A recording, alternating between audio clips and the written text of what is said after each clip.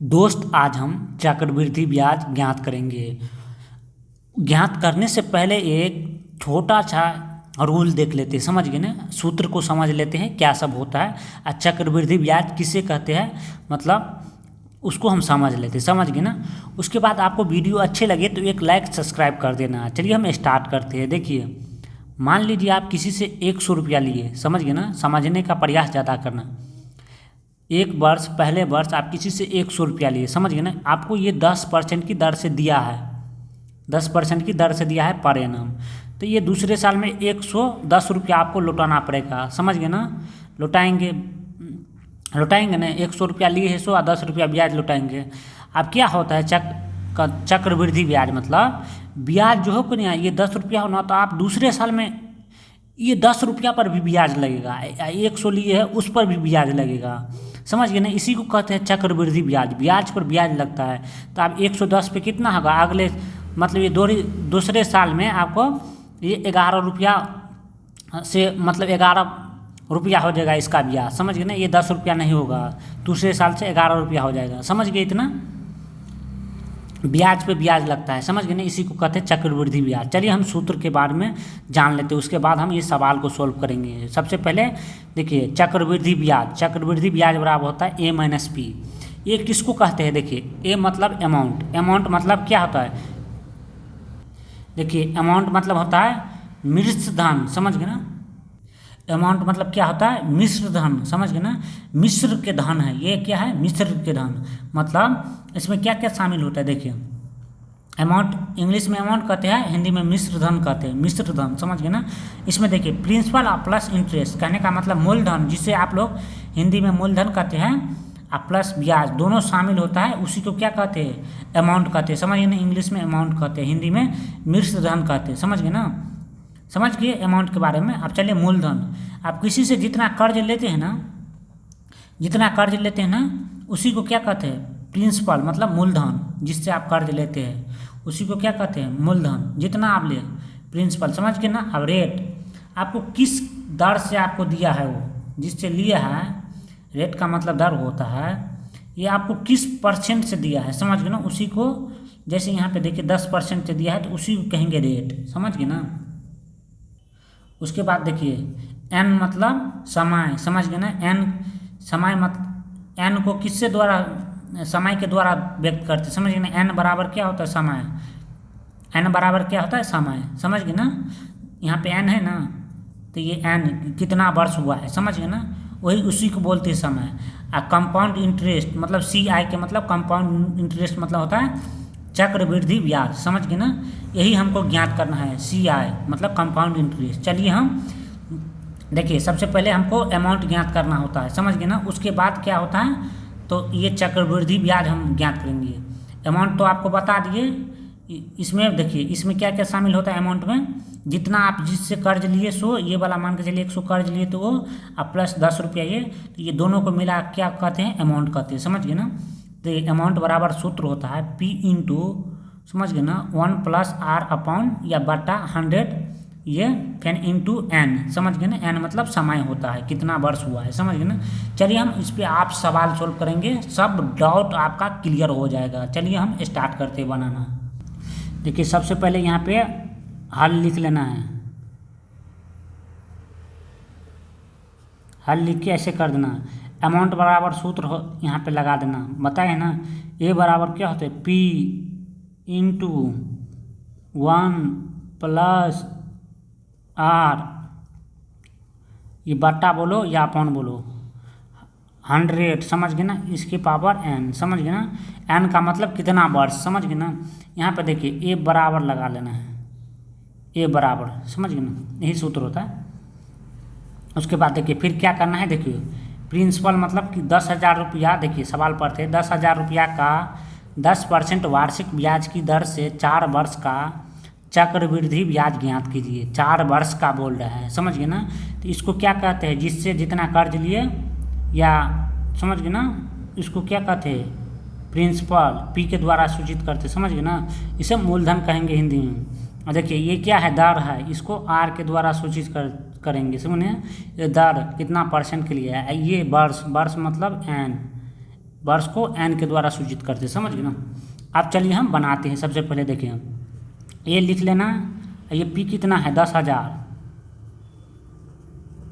इस पर थोड़ा कोमा लगा देना। 3 अंक के बाद यहाँ पे कोमा लगता है, पता है ना, आगे से 3 अंक के बाद कोमा लगता है। उसके बाद ये कोष्ट कर लेना, समझ गए ना।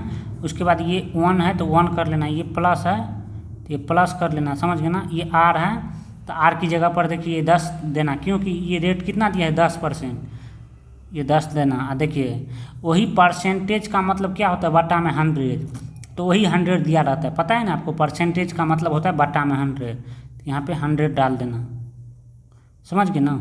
उसके बाद ऐसे ही कोष्ट कर लेना। एन की जगह पर कितना दिया है 4 वर्ष, तो ये 4, एन की जगह पर 4 डाल देना, समझ गए ना। एन, ये एन मतलब वर्ष होता है, समझ गए ना। एन की जगह पर 4 डाल देना। उसके बाद देखिए फिर ए लिखना, उसके बाद बराबर कर देना। ये 10,000 है तो 10,000 आपको लिख देना है, समझ गए ना। उसके बाद देखिए यहाँ पे क्या करना है, सबसे पहले देखिए यहीं पे कर देते हैं। यहाँ पे ये बट्टा करके समझ गए ना, बाय करके 1 उतार देना, समझ गए ना। 1 उतार देना, क्यों 1 उतार देने, पहले देखिए कोष्टक का क्रिया होता है ना सबसे पहले, आपको पता है ना।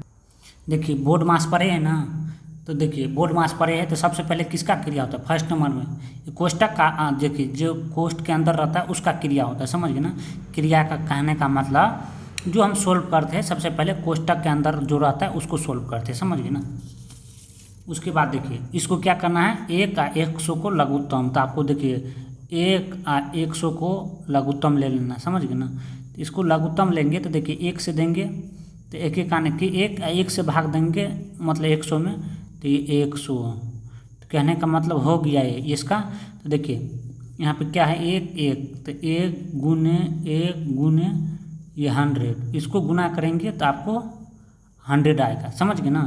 तो इसको ऐसे लकीर खींच के उसके बाद ये नीचे में 100 कर देंगे। देखिए आप 1 से जो है इस वाले में भाग देंगे 100 में, तो इसमें भाग देंगे तो देखिए 1 आने 1 कट गया, ये 2 जीरो बचा तो ऐसे ही उतार देंगे, तो क्या होगा 100 हो गया। मतलब 1 से किसी संख्या में भाग देंगे तो 100 में, देखिए 1 से भाग देंगे हम 100 में तो 2100 आएगा। तो ये से ऊपर वाले से गुना करेंगे, ये ऊपर वाले से गुना करते हैं ना। जैसे ये क्या है, ये मान लीजिए आपको भिन्न का जोड़ है, समझ गए ना। ये ऊपर वाले से ये 1 से 100 को गुना करेंगे तो 2100 आएगा, समझ गए ना।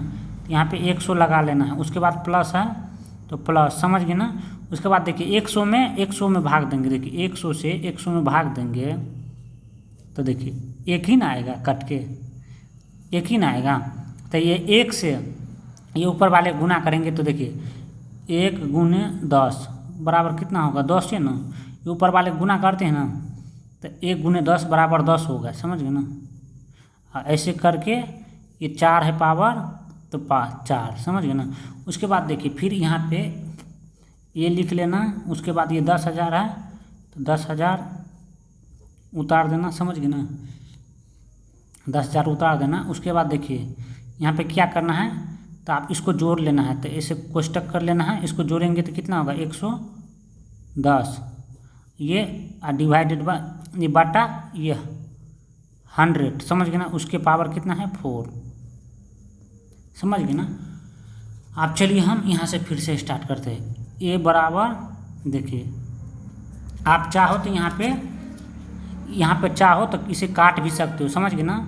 इसे नहीं भी काट सकते हो या काट भी सकते हो। तो चलिए इसको हम नहीं काटेंगे, समझ गए ना, अभी नहीं काटेंगे इसको। देखिए आपको सिंपली ये 10,000 है तो 10,000 लग उतार देना,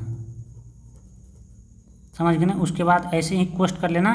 ये देखिए पावर का मतलब होता है किसी भी संख्या, ये मान के चलिए 4 पर 2 पावर है, तो आप पावर का मतलब होता है सेम संख्या को, कहने का मतलब देखिए सेम संख्या को 2 बार लिखना, जितना पावर रहेगा उतना बार लिख देना। तो इसको कितना बार पावर है, तो 4 बार पावर है, तो इसको गुना में 4 बार लिख देना। देखिए 110 अपॉन 100 गुने 110 अपॉन 100 गुने 110 अपॉन 100 गुने 110, समझ गए ना, अपॉन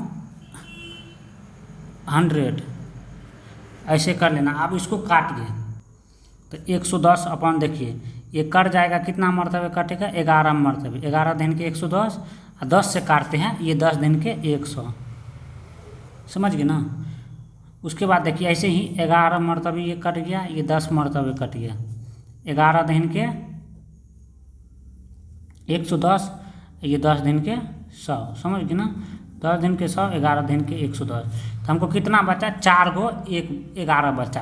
तो आप सिंपली यहाँ पे 11 गुने 11 गुने 11 गुने यहाँ पे 11 कर लीजिए, समझ गए ना। उसके बाद देखिए ये गुना करके हम यहाँ पे लिखेंगे, समझ गए ना। उसके बाद 10 गुने 10 गुने 10, तो इसको 10 गुने 10 गुने 10 गुने 10 ये अलग कर लेना है, समझ गए ना। उसके बाद देखिए आपको क्या करना है, सिंपली गुना कर लेना है इसको, जो आएगा तो ये 10,000 कोमा देना। उसके बाद देखिए ऐसे करके ये जो गुना करके आते हैं तो उसको लिख देंगे, समझ गए ना। तो गुना कर लीजिए आप लोग। देखिए ये ऊपर वाले को गुना करेंगे 11 गुने 11 4 बार, तो ये 14,641 आया। ये बट्टा कर लेना है, ये 10 को गुना करेंगे 4 बार तो ये 10,000 आएगा, समझ गए ना। यहाँ पे भी कोमा लगा देना, देखिए 3 अंक के बाद हर एक में कोमा लगा देंगे, समझ गए ना। ये रूल है, ऐसे नहीं लगाते हैं, समझ गए ना। उसके बाद फिर क्या करना, ए बराबर लिख देना, समझ गए ना। 10,000 है तो 10,000। उसके बाद ये देखिए जब भी आपको पता है, जब भी 3 टाइप्स के कोष्टक देखे ना, ये टाइप्स का कोष्टक, ये एक टाइप्स का, देखिए कोई भी टाइप्स का कोष्टक है, इसको ध्यान से समझना। इसी टाइप्स का बोर्ड मास्टर में कोष्टक देखिए, देखिए इसके और इसके, देखिए ये बीच में, समझ गए, यहाँ पे 4 है, ध्यान से देखना, यहाँ पे 2 है। तो ये कोष्टक के बीच में मान के चलिए ये 2 है, तो ये तीनों कोष्टक के किसी भी कोष्टक के अंदर रहे, ये बीच में प्लस या माइनस नहीं दिया है, तब इसके साथ इसको क्या करते हैं, इसके साथ इसको क्या करते हैं, गुना करते हैं। यहाँ पे देखिए यहाँ पे प्लस या तो माइनस नहीं दिया रहता है, तो आप अपने आप सोच लेंगे यहाँ पे गुना का चिन्ह है। यदि दिया रहता है प्लस या माइनस तो इसको जोड़ते हैं, माइनस दिया रहता है तो घटाते हैं। इसी साइड ऐसे ही, तो ये क्या है, यहाँ पे नहीं कुछ है, नहीं कुछ रहता है तो आप ऐसे गुना समझ लेंगे, तो ये नहीं कुछ है तो ये गुना समझ लेंगे, समझ गए ना। उसके बाद 14,641 ये बट्टा 10,000 कर लेना है। तो देखिए आपको काटना आता है ना, तिरछी कट जाता है ना, 10,000 से ये 10,000 एक मरतबे कैंसिल। ये 1 से 14,641 को गुना करेंगे तो उतना ही आएगा ना। तो ए बराबर कितना हो गया 14,641। ये क्या आ गया हमारा, ए आया। ए किसको बोलते हैं, ए बराबर क्या होता है आपको पता है ना। ए बराबर क्या होता है, पी मतलब प्रिंसिपल मूलधन और प्लस इंटरेस्ट, इसी को ये बोलते हैं। हमको क्या पूछा है, हमको पूछा है चक्रवृद्धि ब्याज ज्ञात करें। चक्रवृद्धि ब्याज मतलब सिर्फ ब्याज हमको चाहिए 4 वर्ष का, इसमें मूलधन नहीं इंक्लूड होना चाहिए। चलिए हम उसके बाद फार्मूला के साथ आपको चक्रवृद्धि ब्याज ज्ञात करेंगे, समझ गए ना।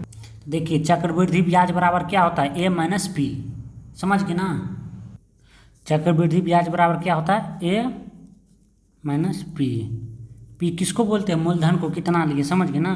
तो आपको सिंपली क्या करना है, देखिए ए की जगह पर ये दे देना है 14,641, ये माइनस पी कितना लिए है आप कर्ज, आपको कितना पे बोल रहा है निकालने के लिए, 10,000 पे, समझ गए ना। आपको देखिए यहाँ पे बोल रहे हैं ना 10,000 रुपया का, तो 10,000 रुपया का बोल रहे हैं ना, तो यही हो गया प्रिंसिपल, समझ गए ना। तो देखिए कितना लिए थे, कितना पर बोल रहे थे 10,000 रुपये, तो ये प्रिंसिपल हो गया। इस पर हमको ब्याज गणना करने के लिए बोल रहा है, समझ गए ना। तो ये कितना हो गया, इसमें से इतना घटाएंगे तो कितना आ जाएगा, आपको आ जाएगा 4,641। यही हमारा क्या हो गया, चक्रवृद्धि ब्याज। चक्रवृद्धि ब्याज बराबर 4,641, ये टोटल ब्याज हुआ 4 वर्ष का चक्रवृद्धि ब्याज, ब्याज पे ब्याज। यदि आपको वीडियो अच्छे लगे तो एक लाइक और सब्सक्राइब कमेंट जरूर करना।